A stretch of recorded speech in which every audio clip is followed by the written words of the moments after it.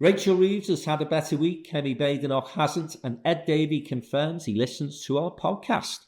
But the only show in town today really is Donald Trump's inauguration. What will the Orange One's second coming as US President mean for the UK, Europe and the world? I'm Frank McKenna and this is the Downtown Den Politics Podcast. The return of the sausages. All sorts of things that I would have wanted as a kid that I couldn't have, right? Famously, Sky TV. How'd that happen? I guess I just forgot what was going on. They're eating the dogs, the people that came in. They're eating the cats. Yay, it worked. So welcome back to the Downtown Den Politics Podcast, and I'm joined as ever by Jim Hancock and Joe Phillips. We hope you are hearing us loud and clearer this week because we have new technologies, which Jim Hancock has manfully struggled to get with over the last, seems like 8 hours, Joe, isn't it? We said for him to log on. But anyway, he's here with us. And James, I'm going to start with you because Donald Trump takes up his second run at the presidency after a sort of 4-year absence. And I think people are looking at his second term with a little more trepidation, perhaps, than his first term, when it seemed he didn't quite know what to do with the job. He won unexpectedly, wasn't really prepared, whereas this time he's lining up a lot of people who will agree with the MAGA agenda, and also seems a little clearer in terms of the policies he wants to pursue. Are you looking forward to the next 4 years under Donald Trump? No, but then I'm a sort of wishy-washy liberal that he would have contempt for. But I have to acknowledge that, and it's become particularly clear over this weekend, I mean, obviously his most fanatical supporters will have descended on Washington despite the cold, to attend that rally last night, where he's obviously trying to make up for the fact that he won't be able to do it in public. But generally, commentators are picking up that the American people voted for him and they're prepared to give him a chance. His enthusiastic supporters are looking forward to big action on the border. At the extreme end, talking about the expulsion of 10 million illegal immigrants. That's clearly not going to happen. But most significantly, they think he's going to bring down gas prices. I mean, we often forget in this country how important that is, because if you want to go and see anybody in America, you've got to drive hundreds of miles. So gas prices are particularly important. So there is, and he's riding high in the polls. And so we have to accept that he was voted in. He has got a majority, albeit slim, throughout the American government in its various tiers. And it seems at the moment that the American people are prepared to give him a chance. And the Democrats, meanwhile, are in disarray, still going over the disastrous failure to remove Biden at an earlier stage after the midterms and debating all that. So, here we go. And, obviously in advance, we can talk about these things, but even before he's come into office, he's done two things. One, in the UK, I think it's undeniably the case that the remarks of his loyal Lieutenant Elon Musk on the question of child grooming did accelerate the Labour government's action on it, and there's been movement on that. I don't go into that at the moment because you probably want to talk about it later. But also with this Gaza ceasefire, it seems extraordinary to me that Hamas and respond to it, but he said, if you don't sort it out before I'm inaugurated, all hell will break loose. And it seems to have had some galvanizing effect. And so, no, I don't look forward to it. I think there's going to be an assault on climate change. I think a lot of people that should stay in prison for what they did 4 years ago on the inauguration of Biden being going to be liberated. And it's, going to be a very difficult time, but that's just my point of view. Its unpredictability has probably helped in terms of the negotiation over the ceasefire. whether or not that ceasefire holds for too long, we wait and see. Obviously, we hope it does. I think the interesting thing that I want to get into before we get into some of the policies he may introduce is what this might mean for the UK in terms of our relations with the States, because a lot of column inches over the weekend as to whether or not Trump's team will veto Peter Mandelson's appointment as our ambassador to the US.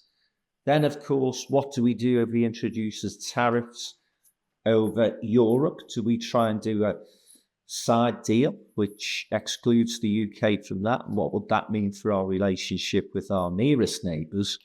And I suppose the other thing, and you've touched on this, Jim, is that culture war in a sense. You know, Elon Musk and his lieutenants continuing, if they do, to attack Keir Starmer and the Labour government. So some potentially big challenges ahead. And equally, Joe, interesting to look at the guest list for the inauguration and the Brits who have been invited. So you've got Priti Patel, you've got Suella Braverman, and you've got Nigel Farage, all at the inauguration.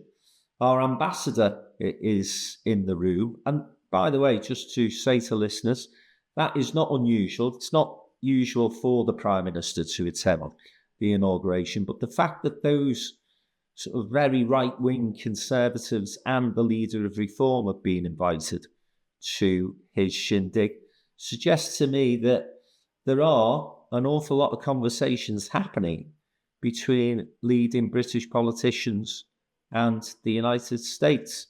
So much for let's keep foreign interference out of our politics, eh? Yeah, exactly. The person you forgot to mention was Liz Truss, but then I wouldn't put her in that category of leading. I said serious politicians as well. Yeah, that's true. But she's there as well. Well, anyway, she's in America. She's wearing a hat. I think it's really interesting. And if you put aside, which is difficult, but if you put to one side what many of us feel about Trump's policies, about his behaviour, about the fact that, you know, he is surrounded by men who crave his attention and his approval, but have got the power and wealth to do what the hell they like with his stamp of approval. What you see, I think, and what has really changed in the last 4 years is this sense of energy and empowerment. And I was listening to the radio this morning, and Sarah Smith, the BBC's North America editor, was talking about walking through Washington. And 4 years ago, you know, people were slightly embarrassed if they were wearing a MAGA hat.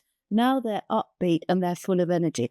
And actually, everything that Trump has done so far, and he hasn't yet been inaugurated, has been choreographed to look like, hey, I'm a guy who means business. We're going to close down TikTok. No, we're not. We're going to reopen it. And guess what? We're going to sell half of it to Elon Musk. Hey, we've got peace in the Middle East. Actually, no, you haven't. Anthony Blinken did the hard yards on that. But, you know, the optics, as they say, look like somebody with energy, and that energy infects a population. And that, I'm afraid, is what is lacking in this country because of the downbeat message from Keir Starmer and Rachel Reeves. But if you've got a population that feel engaged and empowered, then to a certain extent that momentum can make change. It might not be the change that any of us want to see, but it creates that sense of doing stuff and going somewhere. But to go back to your main point, I think, you know, from the UK's point of view, this actually could be a gift to Keir Starmer, because it means he can very legitimately stop doing the Ming-Vars on Europe and actually say our future, and our future more than anything else when it comes to security and defence, lies with Europe. We can't rely on America, so we need to have better relations with Europe, and that leads to all sorts of other conversations. As for Peter Mandelson, well, you know, he either will or he won't. Many people think it was a bad appointment. Some people think it's a bright appointment. And of course, the one thing that we do know about Donald Trump is he's absolutely besotted with the royal family. And I understand that there are talks about a possible visit from senior royals to America. So, Jim, what's the impact on the UK from your perspective? And does Keir Starmer need to, Joe suggests, crack on with this resetting of relationship with Europe, or do we try and maintain what we call a special relationship? But I don't think we're seen as that big a player by the United States, and I don't care who the president is. Now, there was nowhere near a trade deal being done between the UK and the US when Biden was president. Barack Obama famously said, well, you're going to be at the back of the queue if you Brexit. But I'm not sure we were ever at the front of the queue anyway. Do you think this is just a myth that we Brits comfort ourselves with, that we have some sort of cozy relationship with the States? The only thing we've got in common with them is we've got the same language almost, but they fucked that up as well. So what do you think, James? No, I find it slight, and I think like you do, Frank, I find it slightly demeaning. It's slightly needy. That's what worries me about it. Oh, we've got to cling on to this special relationship. And I think things have changed over the years. I mean, this all goes back to the Second World War when I was obviously actively reporting. Roosevelt and Churchill and all that, and fighting the Nazis, and that's what it grew out of. And and we got screwed on interest payments, by the way. Yeah. They didn't do us any favors financially, the States. Yeah, and Kennedy, Kennedy and Macmillan had a sort of relationship and things like that, and the Cold War. But I mean, in more recent years, it's become much more transactional. The United States has got a number of players to deal with. I mean, I think during the Obama era, it worsened because the Americans didn't want us to leave the European Union. Kissinger famously said, the trouble with Europe is, who do I call? They don't like this incoherence. They wanted us to stay part of Europe. And that's what I particularly like to address. I hear what Joe says, that we might pivot more to our relations with Europe. I hope that's the case. But I just wonder whether Starmer's in a real dilemma here, because doing that now under Trump rather than Obama actually might annoy the United States and make the chances of tariffs even greater, us being incorporated into it. So it's a really tricky situation for us, and it comes from our weakness. Having ironically left the European Union, we are economically and influentially weaker, and therefore making this calculation about doing what is in our interest really is closer relations with Europe and trying to keep the United States on board is going to be a really tricky move. Can I ask you what you think about this cozying up to the right? Nigel Farage will have been asked, I guess, who are the other politicians who I should get to the inauguration, Nigel? Because I can't imagine that Suella Braverman and Priti Patel were massively known to Donald Trump and his team. Should we be reading anything into that? I remember famously Priti Patel being videoed dancing with Nigel Farage at a Tory party conference. Joe has been predicting for a couple of years now that Suella Braverman is going to be off to reform. Do we see any significance in that, Jim? Yeah, I think I think it's slightly worrying, that Trump wants to sort of be building up the sort of resistance to the incumbent Labour government. In terms of the invitations, it's very interesting. I heard something the other day that our friend Elon Musk has an incredibly detailed knowledge of British politics. I mean, he famously said that Rupert Lowe should be the leader instead of Nigel Farage.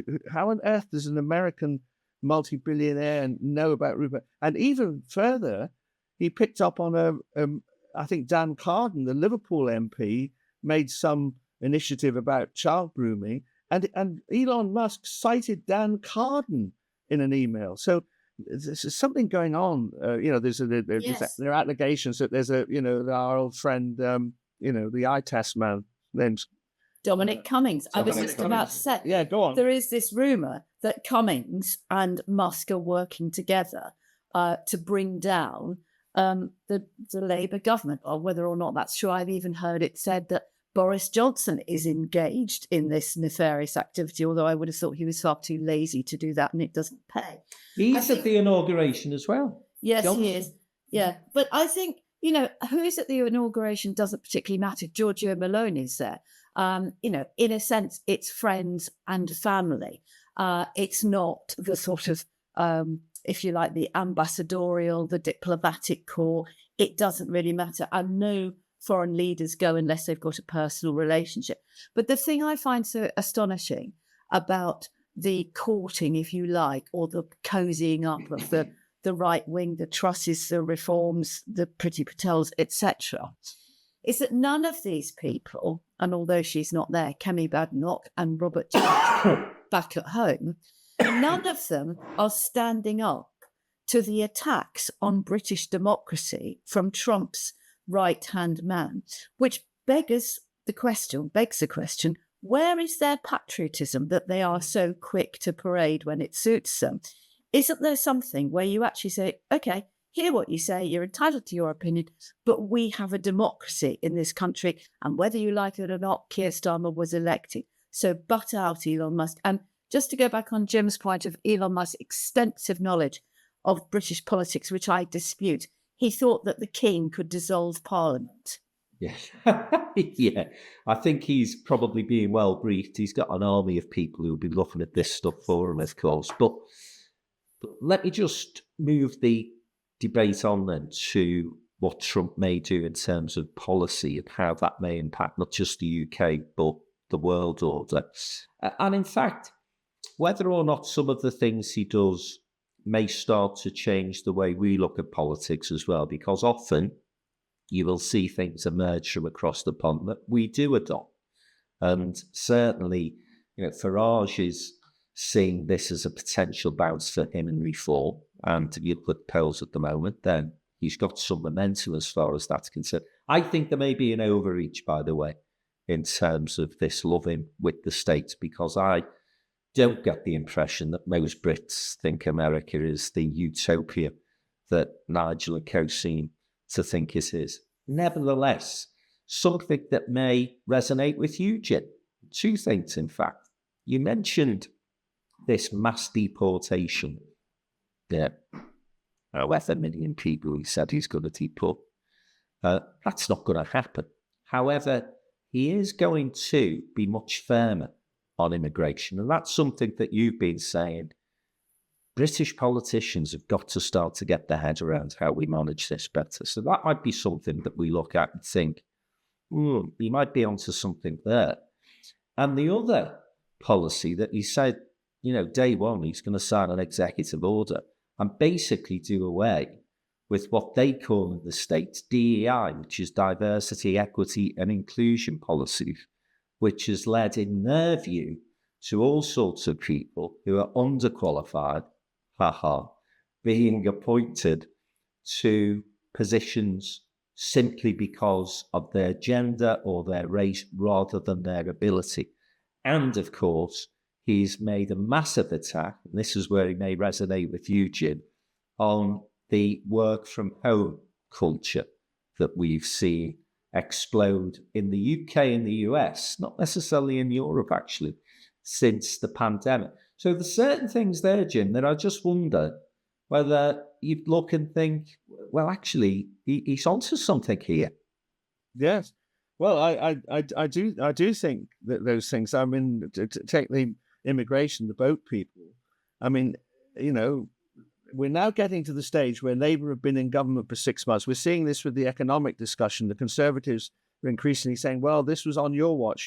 So they're trying to dilute that £20 billion black hole that we can continue to blame the previous government. Because if these boat people numbers don't start to come down very soon, there's going to be huge pressure on Yvette Cooper.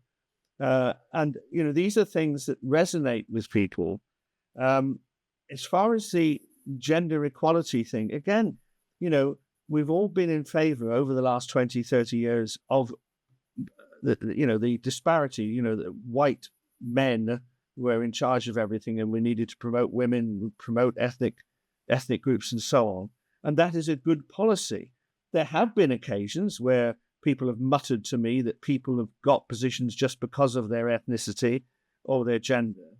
But the question is that an excuse for turning back the the page of history. That's the problem with this, that we don't want to take it to extremes, but we don't want to roll things back. And there is a fear in the Democrats in the United States that this is not just, perhaps dealing with one or two of the excesses of this, but it is actually rolling it back.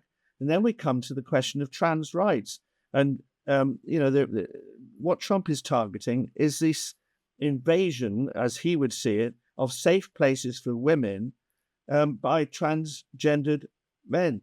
Now, again, we don't want to be discriminatory against people with trans rights, but there was some evidence in Scotland in particular that this was being carried to a point where it teed off ordinary people. And I think you've identified two or three of the problems: immigration, equal rights. I haven't dealt with working from home yet, which are sort of totemic issues, and issues which the Democrats in America perhaps concentrated on too much, as opposed to gas prices, and that's what cost them the election. Working from home, there's a panorama on this tonight, and this is becoming another live issue.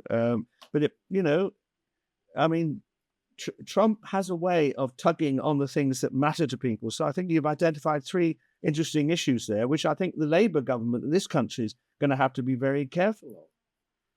Yeah, I think those issues are going to be on the agenda in the UK and possibly Europe as well. Although, as I say, in terms of work from home, it's not a massive problem with Europe. It's the way it is. Well, I'm saying it's a problem. I'm sort of putting my view forward here. I think working from home has had a mainly negative effect on our economy. Joe, the other thing I want to talk about, segueing into the economy there, is ironically, Trump is inheriting a strong economy. For all his rhetoric, for all the thoughts that Americans had of not necessarily feeling that economic growth in their pockets, the fact is that America's economy is the strongest among G7 countries. They've had huge investments in terms of infrastructure. The policies that Biden adopted did actually reverse some of the decline that, ironically, America was suffering on the back of Trump's first presidency. But on the back of that, what he's saying is that he's going to borrow even more. I think it's something like £7.5 trillion that he's planning on adding to the deficit, which is already huge. And of course, he's going to cut taxes. And then you have this threat of tariffs. So I'm wondering whether this businessman, an economic genius, may inadvertently put the world into recession. And that will include America, by the way. They are not going to be immune from the impact that, let's say, a tariff war would have. Trade war with China and Europe would inevitably lead to inflationary pressures on the US economy as well. Is he just using this as part of a deal he wants to do, or is he actually going to say, bugger it, let's give it a go, because I've only got 4 years and I want to try this experiment out and see if it really works? Well, all of the above, I think, Frank. And I think, people forget, but as Jim rightly says, ordinary people in America do not feel the benefit of an improved economy, because it doesn't matter what anybody tells you about GDP or, government bonds or whatever it is, unless you can feel it when you go and fill your car up with gas, as they say, or you buy a pint of milk or a cup of coffee, or, you pay for a builder or whatever it is. Those are the things that really impact on people's lives. Similarly, if the economy tips into recession, the people who feel it most and worst are the people at the bottom, the people who get laid off from their low-paid jobs. And of course, in America, you've got the whole issue of health insurance and healthcare. You've got issues around housing. You've got all the same issues that we've got in this country, but magnified a million times because of the complexities of their arrangement. I think, one of the things that we're not talking about very much, and if Trump does go ahead with tariffs, which he may not, because that might be a bit more bluster. Yes, there could be a knock-on effect on the American economy, But the other thing that he wants to do with the help of Musk is to completely disrupt and dismantle, if you like, the instruments of state, the administrative and bureaucratic side of government. Now, that in turn, although many people say, yes, there's too many people pushing pens, computer says no, etc., that could see a huge backlog or a huge bottleneck, if you like, in judiciary, in healthcare, in all sorts of other areas, which would then have a knock-on effect of that sort of slow paralysis of life going on as normal. And because of the American system, if that then gets backlogged into states where perhaps there is not a Republican governor, you can then see people beginning to get anxious, upset, and disappointed. I mean, he's got a lot riding on this, and everything I said before about the energy and the upbeatness, that's all good. And engaging people in politics is good. But it doesn't take much for the public of today, who are used to, click and collect or delivery now, and thank you very much. They're going to get very, very pissed off very, very quickly. I think the other thing it's worth pointing out to is that although the president is seen as the most powerful politician in the world by some, within the United States, his powers are limited. And so you have what we would describe as devolution in the States, times in the UK, times 100 in the States. So an awful lot of the legislation that is passed at national level can be resisted by the states. You've got governors who have got huge powers as well.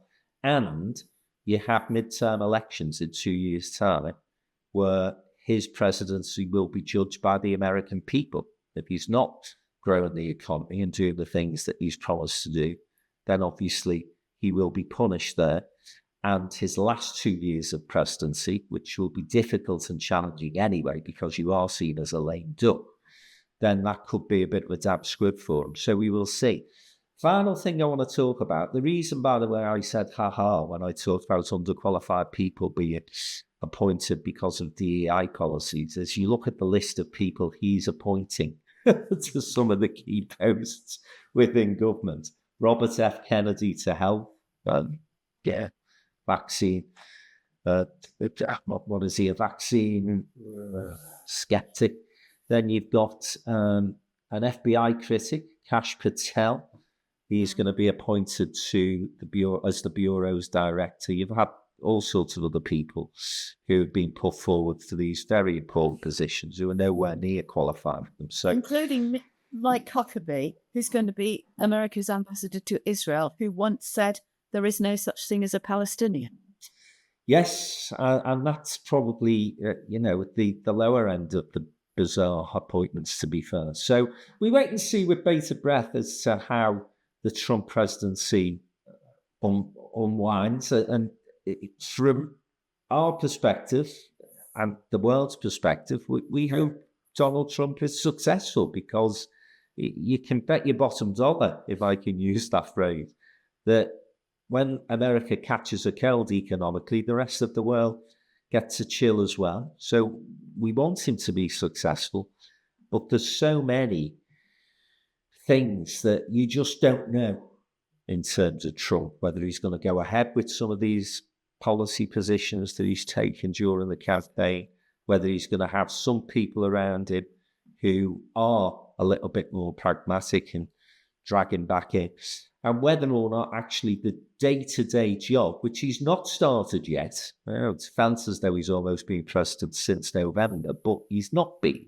and he's not been having to deal, nor of his team, with the day-to-day challenges of the United States, whether they're going to have time to be bothered about what's happening in little old Blighty. So we'll see how all of that unravels. As I say, the final thing I want to talk about in terms of America, though, is the Democrats. And I've been watching a number of interviews this week with Joe Biden and a couple of his team on the back of polls that have been produced to say that on leaving office, Joe Biden is the most unsuccessful president in history as far as polling is concerned.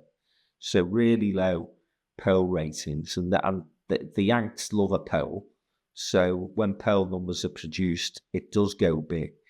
And Biden said the big mistake he made, and I hope that Keir Starmer was listening to this interview, is that he spent too much time on policy and not enough time on the politics.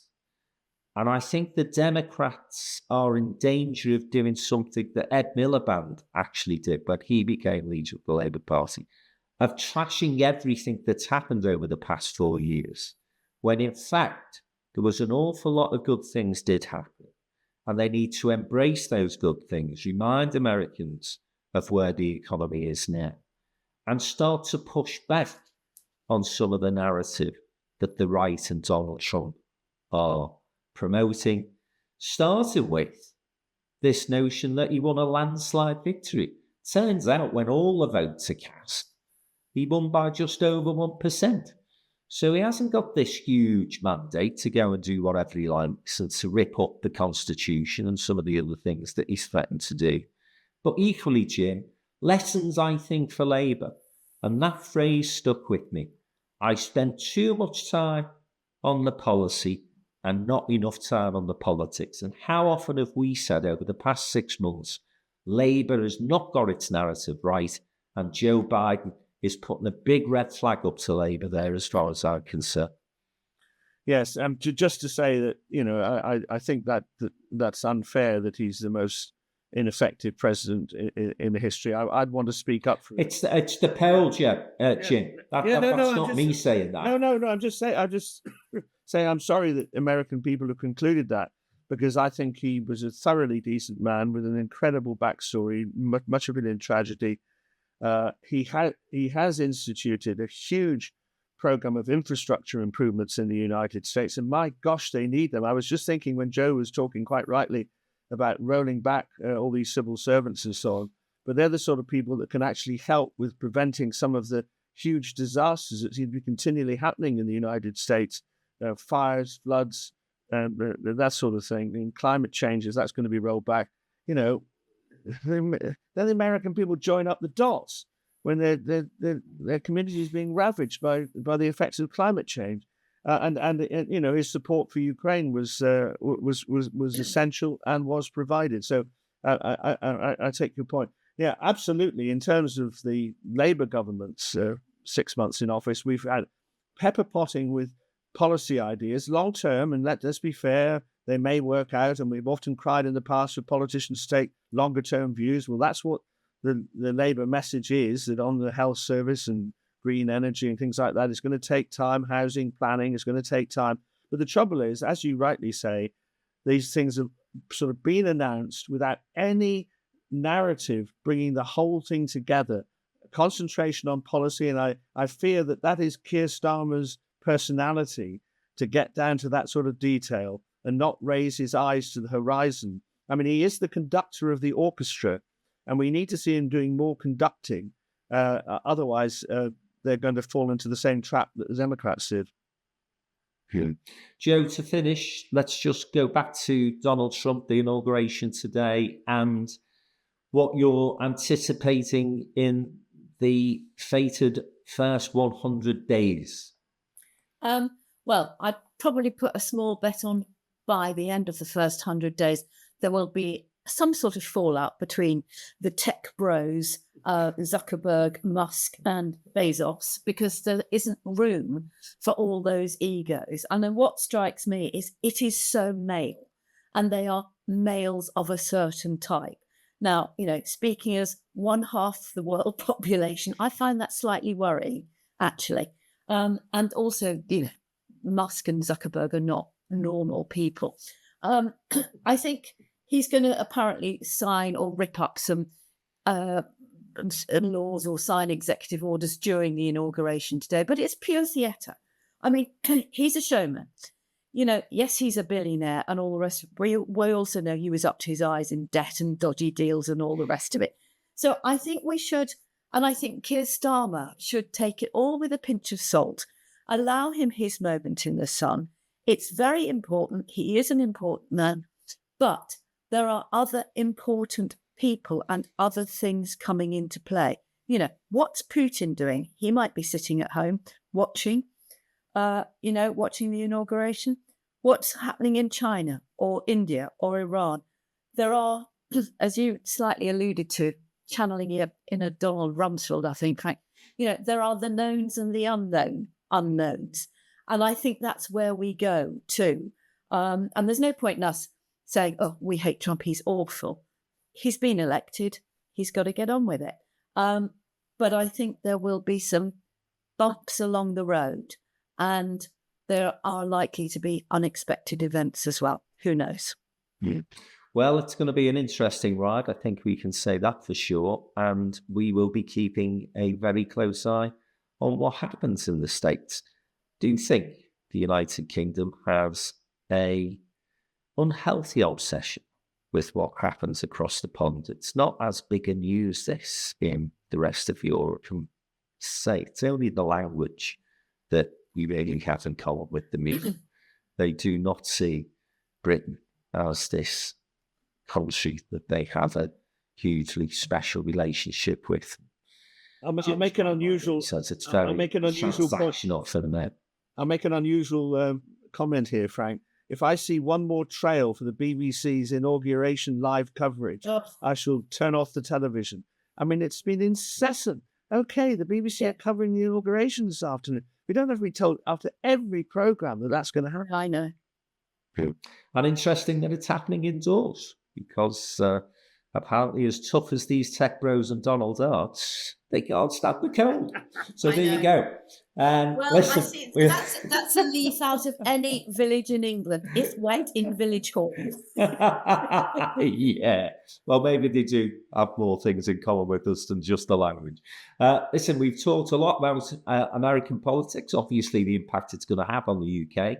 But the world hasn't stopped. UK politics hasn't stopped. And there's been a lot going on in this part of the world as well. So when we come back after the break, we'll be talking about Rachel Reeves, Kemi Badenoch, Ed Davey, and more besides. Stay with us. We'll be back in a moment.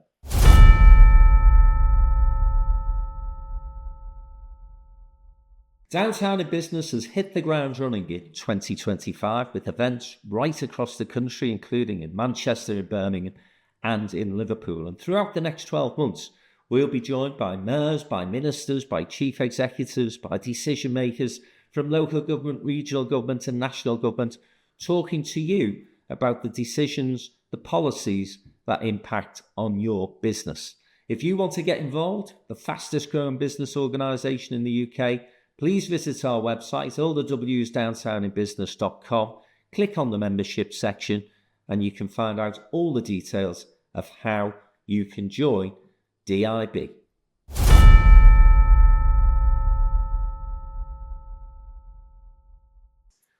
Welcome back to the second part of this week's Downtown Den Politics podcast with me, Frank McKenna, Jim Hancock and Joe Phillips. First part of the programme, we've inevitably focused on today's inauguration in the United States, but we're now going to turn our attention to UK politics and a slightly better week for Rachel Reeves, who was under huge pressure over Christmas because all of the economic indicators seem to suggest that the UK was going to hell in a handcart. And yet this week we've seen better news on inflation, better news in terms of growth predictions, and the markets have stabilised. So the interest that we're paying on our debt is not as high as it was a week ago, but of course that can fluctuate. So she's off to Davos this week trying to find more investment. And as I say, her position appears to be a little bit more secure. However, another ministerial resignation. You may recall that we briefly mentioned Tulip Siddique's problem. She was a Treasury Minister and she'd inherited some property from her aunt, who was the leader of Bangladesh. She apparently was corrupt, or that at least is the allegation, and on the back of that gift being made from it, a corrupt politician from a foreign nation, Tulip Siddique has had to resign. And her replacement, Emma Reynolds, within a week, has found herself in some difficulties as well. I'm starting to wonder, Joe, whether enough due diligence is being taken in terms of these appointments. Because I think I may have said last week, I should have, that Tulip Sadiq was flagged to me as a problem appointment back in July, August. I mean, not long after she'd been appointed to the position. So if Frank McKenna from Downtown in Business has been told that's a problem, I would have thought the Prime Minister's office would have known. And now her replacement, Emma Reynolds, apparently has got some problems and some questions to answer. Tell us more about it, Joe. So Emma Reynolds, she was the boss of a banking group and lobbying group with close links to China. And one of the things that they were lobbying for was to ease restrictions on China doing business in the UK. So you put her in to replace Tulip Sadiq, who there have been question marks over her appointment for a long, long time, more than, since the government came to power. And you will automatically, within 24 hours, get questions about would she be able to engage in conversations in her role as a Treasury Minister regarding China because of her previous job. This isn't due diligence, Frank. This is common sense. This is listening to what people are talking about. It's about listening to the gossip. And, yes, you can dismiss gossip. You can say, oh, it's bad-mouthing people. It's just tittle-tattle. It's rumour-mongering. But listen to what people are saying. And I think I said this last week about Tulip Sadiq. Where's the curiosity that people are not asking the questions about how did Tulip Sadiq come to have these fabulous houses worth millions in London? And where's the curiosity that goes, Emma Reynolds, hang on a minute, didn't she used to have something to do with X, Y, and Z? It is stupid. And, we've got this problem. There are also questions being raised about Lord Hermer, the Attorney General, who, much to Emily Thornberry's surprise, replaced her, who'd been shadowing the job for many, many years. And there are now questions about his links professionally, having represented Gerry Adams and his influence over Keir Starmer regarding that Gerry Adams and whether or not he can appeal or apply for compensation for being wrongly imprisoned during the Troubles in Northern Ireland and the Chagos Islands. So there are a whole load of questions, and you just sort of think, come on, who is the person who is actually looking to go, wait a minute, there's, when you're on a boat and Jim says he's a conductor, well, you can also say he's a captain on a boat. You have a lookout and somebody's going, hang on, there's a light over there, or I've just seen something. Nobody seems to be doing that, or if they are, they're not being heard. And he cannot afford to keep making these silly blunders. And I think the other thing that was notable, James, was Keir Starmer's response to Tulip Sadiq's resignation letter in comparison to the Transport Minister, Lou Haig, and her resignation, which was, I think, far less controversial, her misdemeanour, than what Tulip Sadiq did. Now, that's just a personal opinion, but Starmer was saying, door will still be open for you in the future, done a fabulous job, really sorry to lose you. None of those warm words towards Louise Hay.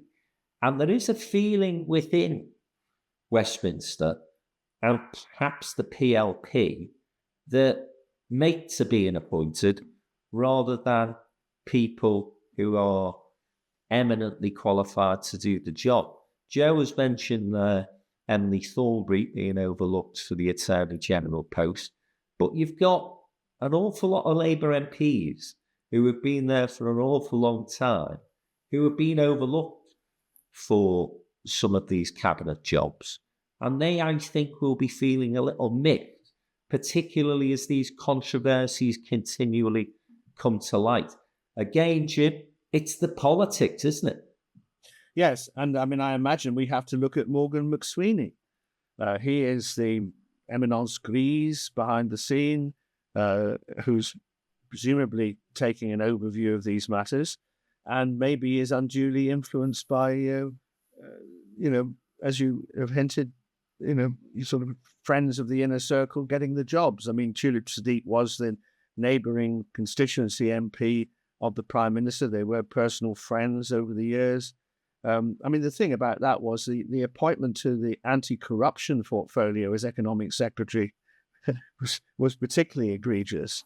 That possibly could have got away with it in another department. But it's a tough world now, and it's a world where with the click of a button these checks can be made. So we must conclude that Morgan McSweeney and the other shadowy people who advise the Prime Minister on appointments. I don't think Keir Starmer's got enough time to go through the lists all the time, so he must be being advised by somebody, are not picking up on these danger flags. And I think sometimes, Jim, we make allowances for senior politicians and say, oh, it must be their advisors.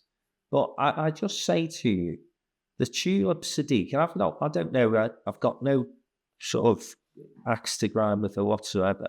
But as I say, very early on in the government's life, I was told she was going to have to be the first resignation. I was, it was very openly said. Now, Keir Starmer must have known.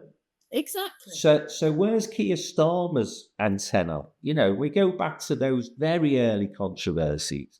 Where's his common sense and antennae when it comes to taking suits as donations or free specs?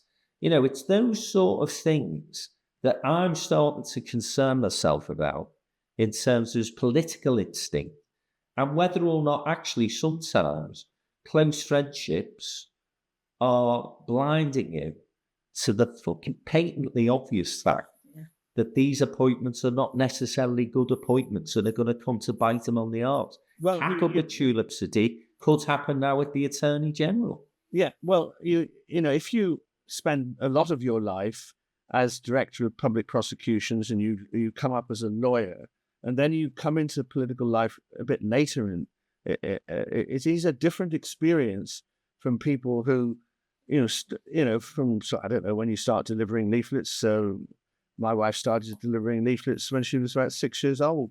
And if you have a background in politics, you rapidly learn that alongside what you want, your party to do in terms of policy, you're also going to constituency meetings, you get elected to be the secretary, then you might stand as a councillor, then you get selected for parliament. And all those things involve personal relationships and listening to the gossip, some of it malicious, and you develop an instinct for that. Keir Starmer's come into politics late. He is very focused on, if he was here, he would say to you, Frank, I'm focusing on policy. I can't spend my time listening to tittle-tattle. And he'd probably dismiss it in that way. But of course, that's the fatal flaw, because the tittle-tattle is where the problems arise. And, But when you're talking about advisors, Jim, sorry to interject just for a second, he sacked Sue Gray, and now we're talking about Morgan McSweeney. At some point, you have to say, is the Prime Minister listening to his advisors? I think he probably is. I don't have a feeling that there are massive rows going on, that Morgan McSweeney is getting frustrated that he can't get in the door to advise the Prime Minister. I don't think Starmer is the sort of personality to charge on his own. And if he is doing that, he's very unwise, because he hasn't got the political skills to do without advice. But I mean, maybe you're right. Maybe he's just a stubborn man. I'm going to have this person, and he's being advised by people. Don't do it, Prime Minister. No, I'm the Prime Minister. I'm going to do it. I don't get that sense, because I think some of that would leak. But that may be the case.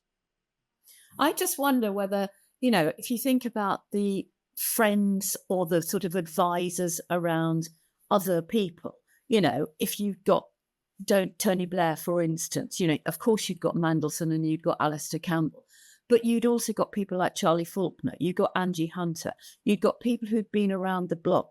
There are people who have been around the block, and I hear what Jim says, but the fact that you come to politics late is not an excuse for not using your human instinct and common sense. And I get the impression that he looks at what it is on paper, and God knows, we talk about football enough. on and off the air in this podcast. We all know it looks great on paper and it's shit on grass. And that's exactly what he's doing in government. And you sort of think, come on, there's Pat McFadden. He's been around the block a million times. There's Angela Rayner. There are lots of people. There are people in the Lords who could just say to him, look, just a word, mate. I know she looks great on paper, but this is a question that might arise. You can then choose to ignore it at your peril, maybe. But where's his political, I don't know, donut, if you like, which he clearly lacks, but you have to have other people around you. You know, Donald Dewar drove through devolution for Scotland because he understood and he listened to the people in Scotland and he knew the damage that would happen to Labour if it didn't happen. You know, there are lots and lots of people who have had and continue to have huge influence. And if the Tories weren't so rubbish, Keir Starmer would be in a lot worse problems. But, you know, Jenrick, jump on a bandwagon as soon as it comes past, is already writing letters about Lord Hermer, and that will raise questions.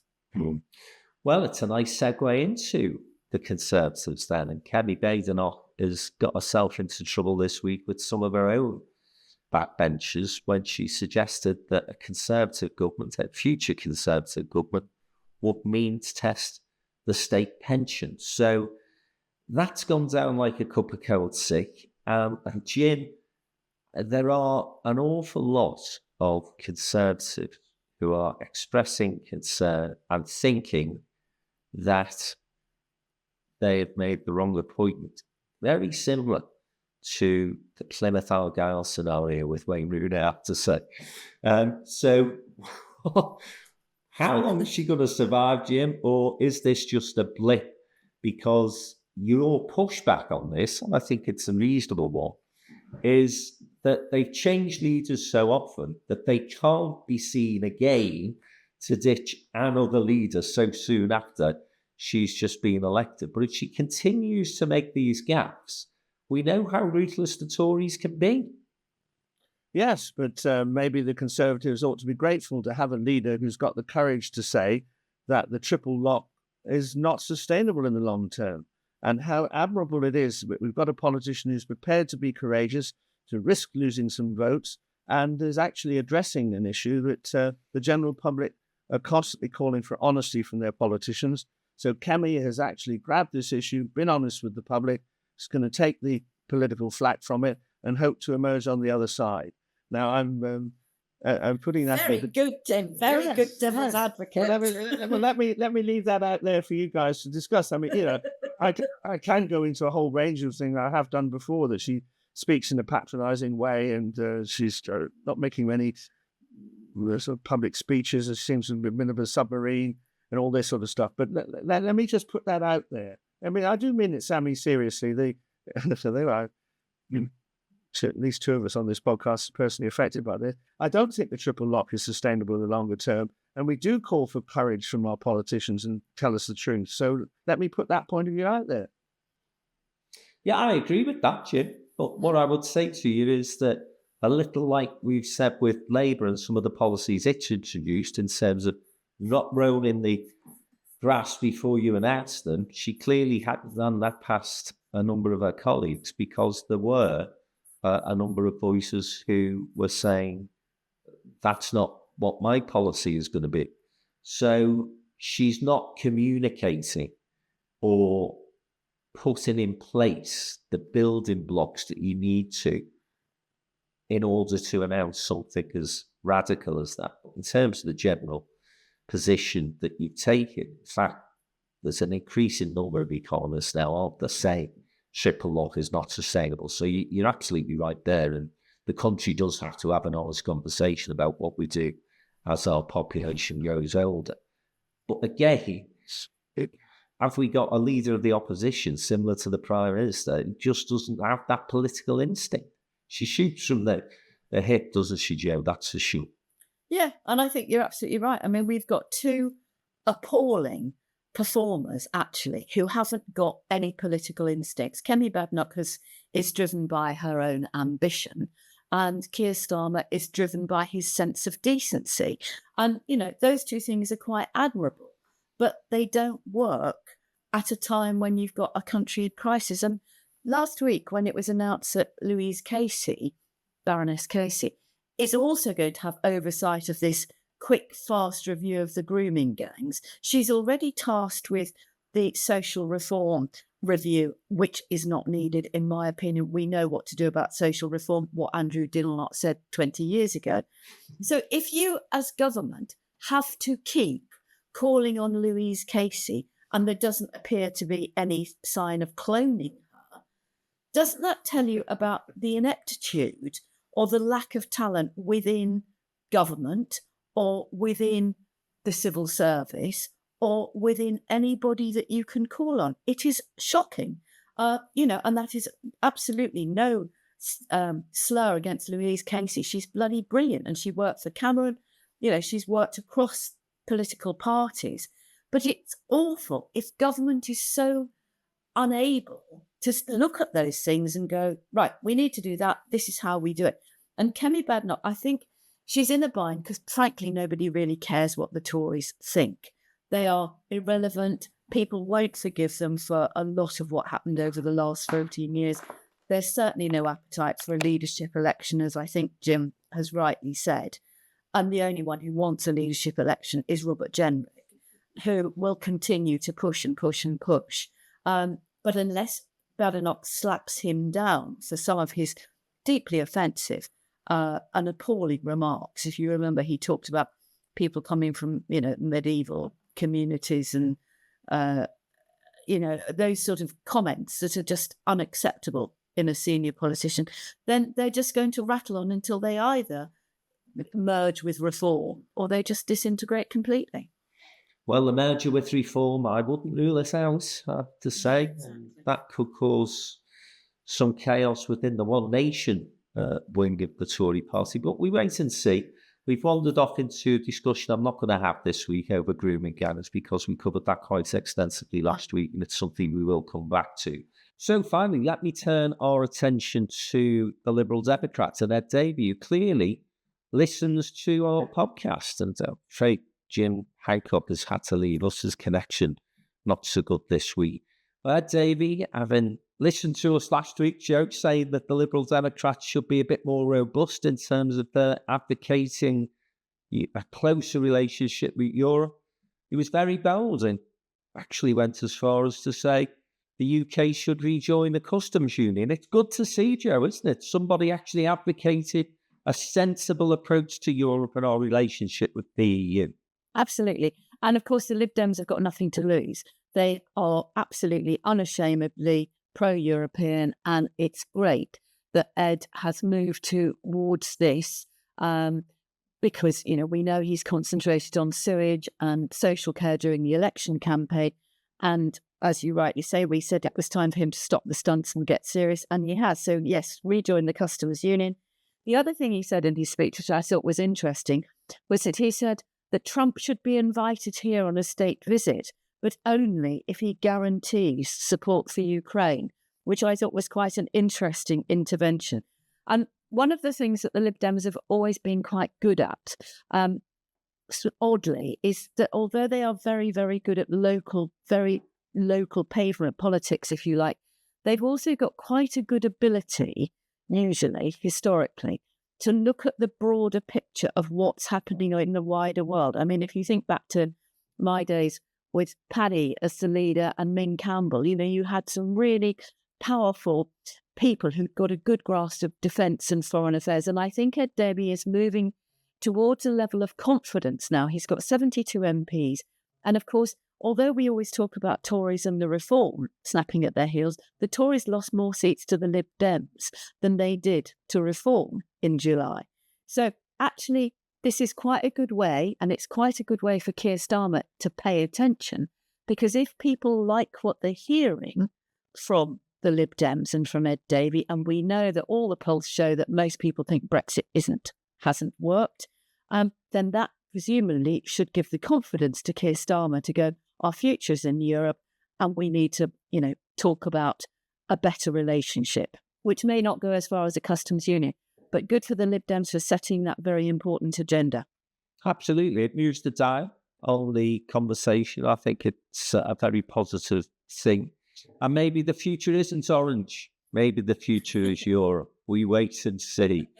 So we'll be back next week with our usual weekly Downtown Den Politics podcast with Joe, and hopefully we will have restored Jim's connection by that time. But on Friday, I'll be here with Mark Littrott, our American correspondent, to talk about the inauguration and what his thoughts are, what we can expect from a Trump presidency over the next 4 years. In the meantime, hope you've enjoyed today's conversation. Have a great week, and we'll see you next Monday. Cheers, guys.